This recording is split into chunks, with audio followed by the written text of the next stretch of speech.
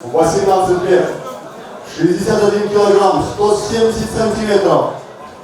Профессиональный рекорд дебют. Бойцовский клуб «Кыргыз». Тренер Кедербаев Кожажаш. Псевдоним Тихий. Встречайте. Арапов Сыргар.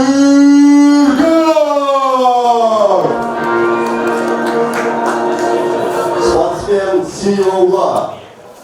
Возраст 18 лет, вес 61 килограмм, рост 168 сантиметров, профессиональный рекорд дебют. Бойцовский клуб «Кулундук Тайм», тренер Сапали Нургазе. Встречайте, Шайрбек Бекжан!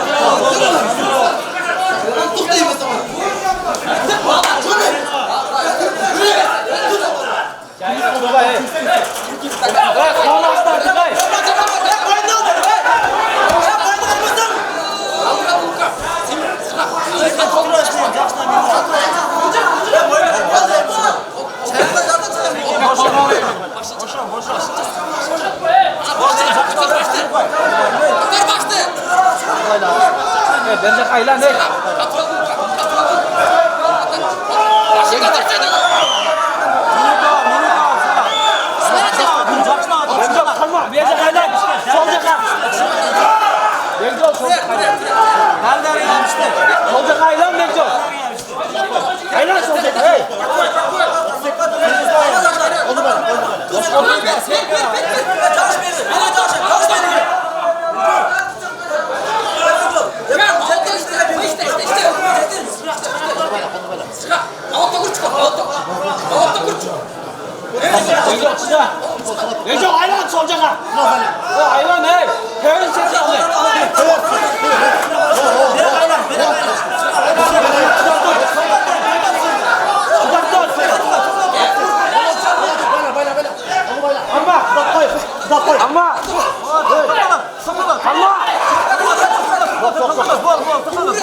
Kalma.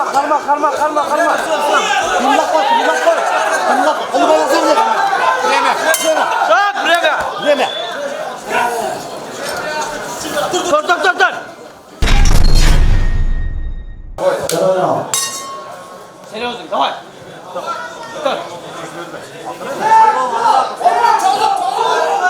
Koş öyle.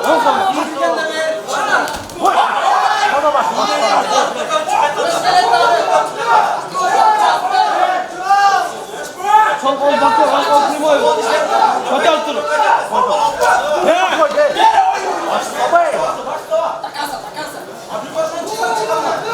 Cil. Kadar aldı kadar. Orada çok bak ne ki? Ne ki çok bak? Aldı kadar.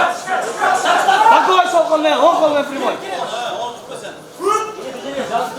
Sigara parayı da para verin. Ya oğlan ana koy. Aldı kadar. Sol kol bakıyor, sol kol primoy.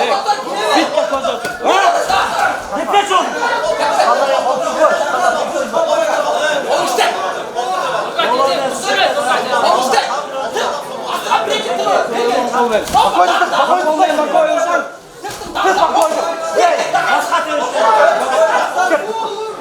Bakıyor. Hey!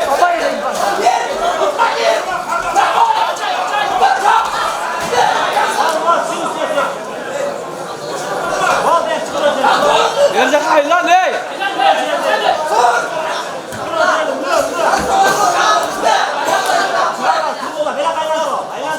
Tevin setkanı tevin hey! Kalk oğlum bu işte.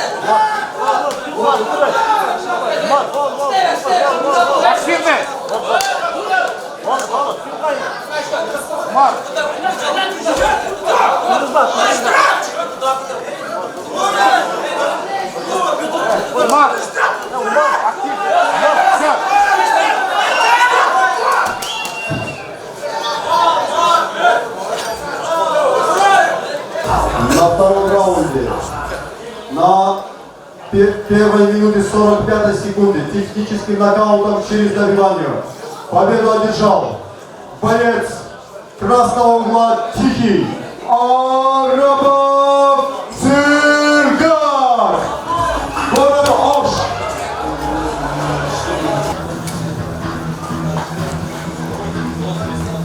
Kaçka gelecek oldu onu desin.